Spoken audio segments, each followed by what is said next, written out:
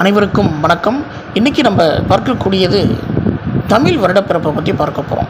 இந்த தமிழ் வருடப்பிறப்பு அப்படின்னு சொன்னாலே பெரும்பாலானவர் செய்யக்கூடியது ஒரு சின்ன சின்ன கிண்ணங்களில் உப்பு, சர்க்கரை, பருப்பு, அரிசி போன்றவைகளை எடுத்துக்கொண்டு ஒரு தட்டில் எல்லாத்தையும் மொத்தமாக ஒரு குவியலாக வைத்து தமிழ் வருடப்பிறப்பு அன்னைக்கு காலைல ஏந்திரிச்சோடனே அதன் மீது கண் விழித்து எழுந்திருப்பதை ஒரு பழக்கமாக தொன்று செய்து வந்து கொண்டு இருக்காங்க.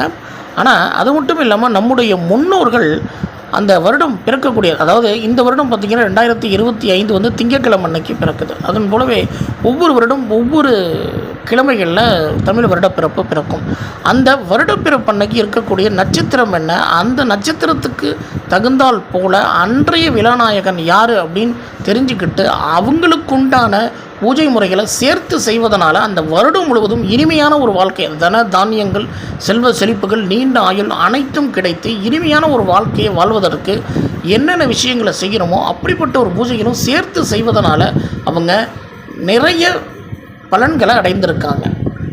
அப்படி இந்த வருடம் 2025 திங்கட்கிழமை அன்னைக்கு என்ன நட்சத்திரம் வருது, அந்த நட்சத்திரத்துக்கு உண்டான விழாநாயகன் யார், அவருக்கு செய்யக்கூடிய பூஜைகள் என்ன அப்படிங்கிறத நம்ம சேர்த்து செய்யும் பொழுது இன்னும் சிறப்பான பலன்களை பெற முடியும். அப்படிங்கிறதுக்காகத்தான் இந்த பதிவை இன்றைக்கி நம்ம கொண்டு வந்திருக்கோம். பூஜை அறையில் எந்த வகை கோலமிடணும், என்ன மந்திரங்கள் சொல்லணும், என்ன மலர்கள் வைக்கணும், என்ன நைவேத்தியங்கள் வைக்கணும் அப்படிங்கிற அனைத்து விஷயத்தையும் இந்த பதிவில் நம்ம பார்க்க போகிறோம். நம்முடைய சேனலுக்கு முதல்ல நீங்கள் வரதா இருந்தால் நம்முடைய சேனலை மறந்துடாமல் சப்ஸ்கிரைப் பண்ணி அருகிலோட பெல் பட்டனை ப்ரெஸ் பண்ணி ஆல் அப்படிங்கிற ஆப்ஷனை செலக்ட் பண்ணி வச்சுக்கோங்க. வாங்க வீடியோக்குள்ளே போகலாம்.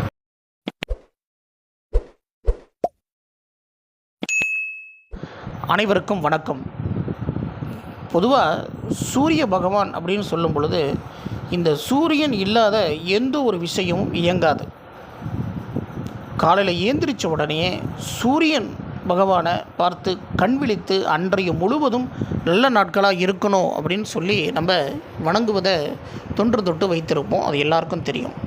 அப்படிப்பட்ட சூரிய பகவானை வருடத்தில் வணங்கக்கூடிய 2 நாட்கள் அப்படின்னு சொன்னால் அது தை திருநாள் அப்படின்னு சொல்லக்கூடிய தை மாதத்தில் வரக்கூடிய பொங்கல் திருநாள், மற்றொன்று இந்த சித்திரை மாதத்தில் வரக்கூடிய தமிழ் வருட பிறப்பு.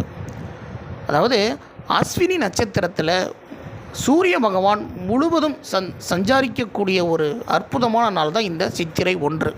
இந்த சித்திரை 1 அப்படின்னு சொல்லும் பொழுது இந்த சித்திரை மாதமும் ஐப்பசி மாதமும் சூரிய பகவானுக்கு உகந்த ஒரு உன்னதமான மாதம்.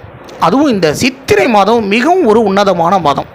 ஏன் இந்த சித்திரை மாதம் சூரிய பகவானுக்கு உன்னதமான மாதம் அப்படின்னு சொல்கிறேன்னா, இந்த சித்திரை மாதம் தான் உலகத்தில் உள்ள பல சிவாலயங்களில் மூலஸ்தனத்தில் உள்ள சிவலிங்கத்தின் மீது சூரிய பகவான் தன்னுடைய ஒளி கதிர், அதாவது சூரிய ஒளியை அந்த சிவன் மீது படரச் செய்வார்.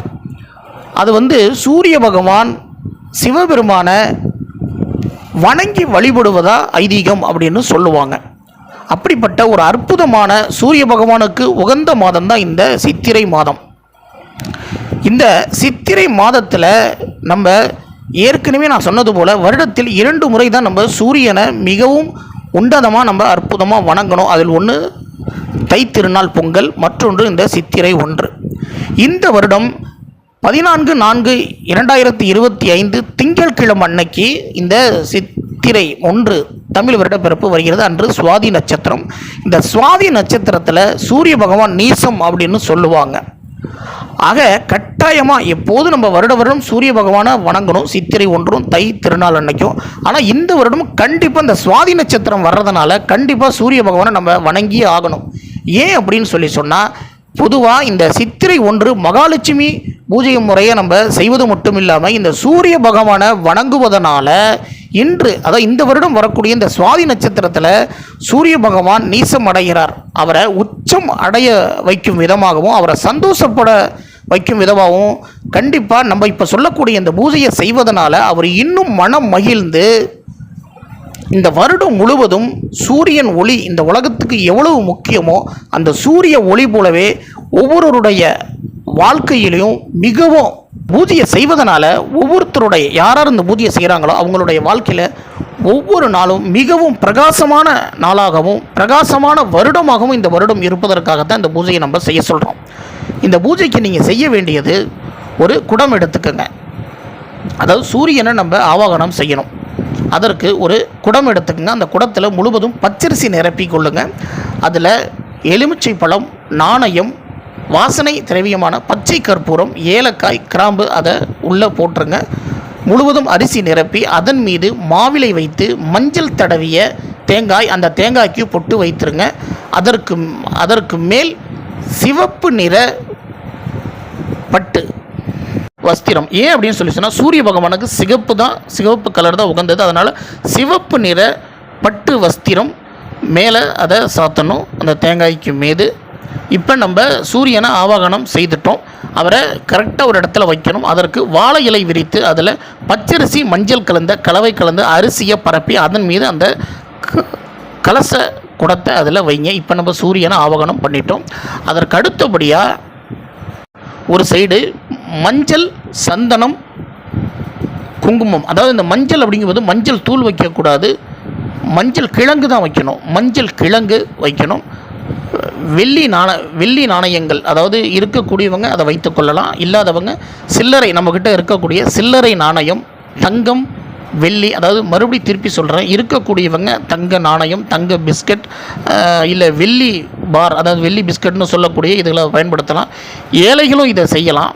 கண்டிப்பாக இருக்கிறவங்க தான் இதை செய்யணும் அப்படிங்கிற அவசியம் கிடையாது. இல்லாதவங்களும் செய்யலாம். தன்னுக்கிட்ட இருக்கக்கூடிய ஏதாவது ஒரு மோதிரமோ இல்லை ஒரு மூக்குத்தியோ ஏதோ ஒன்று வைத்துக்கொள்ளலாம். சில்லறை நாணயங்கள், உங்களால் முடிந்த ரூபாய் நோட்டுகளை ஒரு பக்கம், ஒரு சின்ன அகண்ட பாத்திரம். நான் எப்போதுமே சொல்லக்கூடியது என்ன அப்படின்னு சொன்னால், நம்முடைய வாழ்க்கையில் எப்போதுமே சுகங்களையும் சந்தோஷங்களையும் எல்லாமே அதாவது நிறைவாக அதிகமாக தான் கிடைக்கணும்னு நினைப்போம். அதுபோலவே சின்ன அகண்ட பாத்திரம் அப்படிங்கிறது எல்லாமே அதிகமாக நினைக்கும் போது சின்ன அகண்ட பாத்திரத்தில் இப்போ இந்த மஞ்சள், குங்குமம் எல்லாத்தையும் நிரப்பி வைக்கும்போது இந்த நாணயங்கள் எல்லாத்தையும் அதில் வைக்கணும். ஒரு சைடு இனிப்பு வகையிலும் ஒரு சைடு வச்சிடணும். இன்னொரு சைடு எப்போதும் மகாலட்சுமிக்கு வைப்பது போல் மறுபடி திருப்பி சொல்கிறேன், அகண்ட பாத்திரத்தில் அரிசி, பருப்பு, வெண்ணெய், பால், கல்லுப்பு, பஞ்சாமிர்தம், இனிப்பு வகைகள் இது போன்ற குவியலை வைக்கணும். மறந்துடாமல் இந்த தங்க நாணயங்கள், மஞ்சள், குங்குமம் வைக்கக்கூடிய அந்த பகுதியில் முக்கணி அப்படின்னு சொல்லக்கூடிய மா, பலா, வாழை இது மூணும் கண்டிப்பாக இருக்கணும். இதான் முக்கணி காணுதல் அப்படின்னு சொல்லுவாங்க. இது அந்த தங்க நகை, நாணயங்கள், சந்தன, குங்குமம் வைத்திருக்கக்கூடிய சைடு வச்சுருங்க.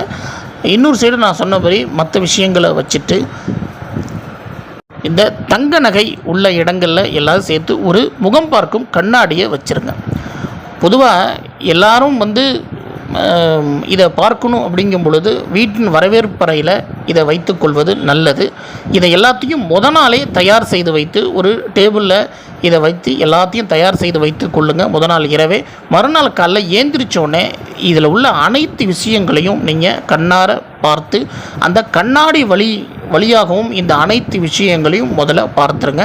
அதற்கடுத்தபடியாக இந்த அப்படியே சுத்தபத்தமாக குளிச்சுட்டு இப்போ இந்த வைத்திருக்கக்கூடிய அனைத்து பொருட்களையும் பூஜை அறைக்கு கொண்டு போயிடுங்க. பூஜை அறையில் கொண்டு போயிட்டு முக்கியமாக நீங்கள் செய்யக்கூடியது நான் இப்போ இங்கே வச்சுருக்க அதே அமைப்போடு கொண்டு போய் கலச குடத்தை நடுப்புற வச்சுருங்க. சூரியனை ஆவாகனம் பண்ணி 2 பக்கம், அதாவது ஒரு பக்கம் தானியம், அதாவது இந்த உப்பு, அரிசி, பருப்பு வகையில் ஒரு பக்கமும், இன்னொரு பக்கம் மஞ்சள், குங்குமம், நகைகளை இதை வைத்துட்டு இந்த கலச குடத்துக்கு இருபுறமும் 5 முகம் உள்ள குத்து விளக்கை கண்டிப்பாக ஏற்றணும். ஏன் அப்படின்னு சொன்னால், இந்த சூரியன் அப்படிங்கிறது ஒளி. அந்த சூரிய பகவானுக்கும் திருமகள் மகாலட்சுமின்னு சொல்லக்கூடிய அஷ்டலட்சுமிகளுக்கும் அற்புதமாக இருக்கக்கூடியது இந்த விளக்கு தான்.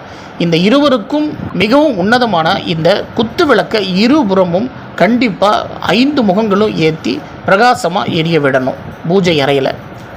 அதற்கு அடுத்தபடியாக அன்று பூஜை அறையில் ஒரு முக்கியமான ஒரு கோலம் போடணும். அது என்ன அப்படின்னு சொன்னால், சூரிய பகவானுக்கு மிகவும் உயர்ந்த ஒரு பூ அப்படின்னு சொன்னால் ஒற்றை சிவப்பு நிற செம்பருத்தி. அதை சிவப்பு நிற செம்பருத்தி வாங்கி வைத்து கொள்ளுங்கள். முடியாதவங்க சிவப்பு நிற அரளிப்பூவையும் வைக்கலாம். தாமரை கண்டிப்பாக வைக்கணும். தாமரை அப்படிங்கிறது வந்து சூரியனுக்கும் உகந்தது, திருமகள் மகாலட்சுமிக்கும் உகந்தது. தாமரை வைக்கணும்.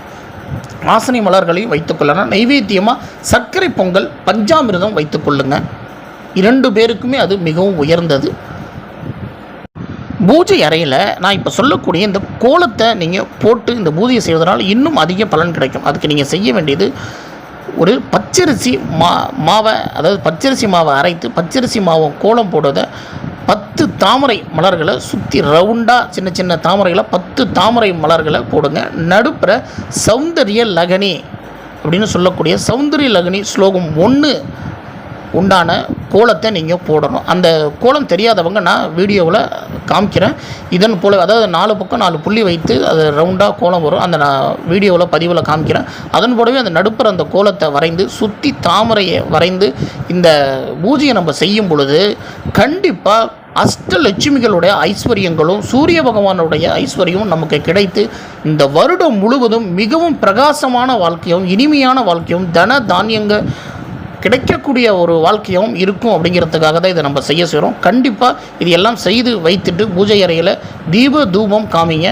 இன்னொரு விஷயம், முக்கியமான விஷயம், இந்த சுவாதி நட்சத்திரம் வரக்கூடிய இந்த தமிழ் புத்தாண்டு அப்படிங்கிற அன்னைக்கு நம்ம இன்னும் முக்கியமான இன்னொரு விஷயத்தை செய்யணும். முடிந்தவங்க இதை கண்டிப்பாக செய்கிறது மிகவும் சிறப்பு. இந்த சுவாதி நட்சத்திரத்தோட குறியீடு தேன்கூடு அப்படின்னு சொல்லுவாங்க. தேன்கூடை நம்ம கொண்டு வந்து வைக்க முடியாது. ஆனால் அதன் போலவே இருக்கக்கூடிய பைனாப்பிள், அந்த தேன்கூடோட அமைப்பில் தான் இந்த பைனாப்பிள் இருக்கும்.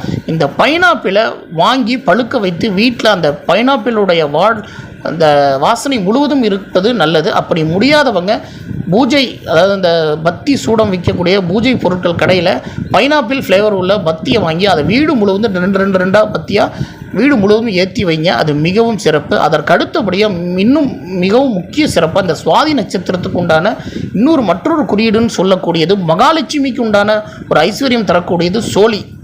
வெள்ளை நிற சோழியை ஒரு 21 சோழியை ஒரு கிண்ணத்தில் வைத்து அதையும் இந்த பூஜை அறையோடு சேர்த்து வைத்து இந்த பூஜை செய்வதனால இன்னும் அதீத பலன்கள் கிடைக்கும் அப்படின்னு சொல்லப்பட்டிருக்கு. தீப தூபம் காமிச்சு கண்டிப்பாக தீபாராதனை காமிச்சிட்டு அதை கொண்டு போய் அப்படியே வெளி வான் உலகத்தில் சூரிய பகவான் நினைத்து ஓம் நமோ நாராயண அப்படின்னு சொல்லிட்டு சூரியனை எழுச்சி பெற விதமாக சூரிய மந்திரம் நிறையா இருக்குது. ஏதாவது ஒரு சூரிய மந்திரத்தை சொல்லி கண்டிப்பாக இந்த பூஜையை மேற்கொள்ளுங்கள். உங்களால் முடிந்த எத்தனை பேருக்கு உங்களால் முடியுமோ அன்று உங்கள் வீட்டுக்கு கூப்பிட்டு அவங்களுக்கு அறுசுவை உணவு அளிப்பதனால எந்த அளவுக்கு நீங்கள் உணவு அளிக்கிறீங்களோ அந்தளவுக்கு உங்களுக்கு செல்வ செழிப்பு பெருகும். இந்த பூஜையை முடிச்சுட்டு அனைத்து பதார்த்தங்களையும் உங்கள் வீட்டினுடைய எல்லாரும் சேர்ந்து அன்று ஒரு பொழுதாவது சேர்ந்து உட்கார்ந்து அன்னைக்கு அந்த நைவேத்தியங்களை எடுத்து மனதார கடவுளை நினைத்து அதை சாப்பிடுங்க. அன்றைக்கு பொழுது போலவே வருடம் முழுவதும் இனிமையான வருடமாக இருக்கும். மறந்துடாமல் இந்த பூஜையை செய்து அனைவரும் பயன்பெறணும். அப்படிங்கிறதுக்காக தான் இந்த பதிவை நம்ம கொண்டு வந்திருக்கோம். அனைவரும் பார்த்து பயன்பெறுங்க. இது போன்ற பதிவோட அடுத்த வீடியோவில் நான் உங்கள் அனைவரையும் சந்திக்கிறேன். மறந்துடாமல் நம்முடைய சேனலை சப்ஸ்கிரைப் பண்ணி அருகில் உள்ள பெல் பட்டன் ப்ரெஸ் பண்ணி ஆல் அப்படிங்கிற ஆப்ஷனை செலக்ட் பண்ணிவிடுங்க. நன்றி, வணக்கம்.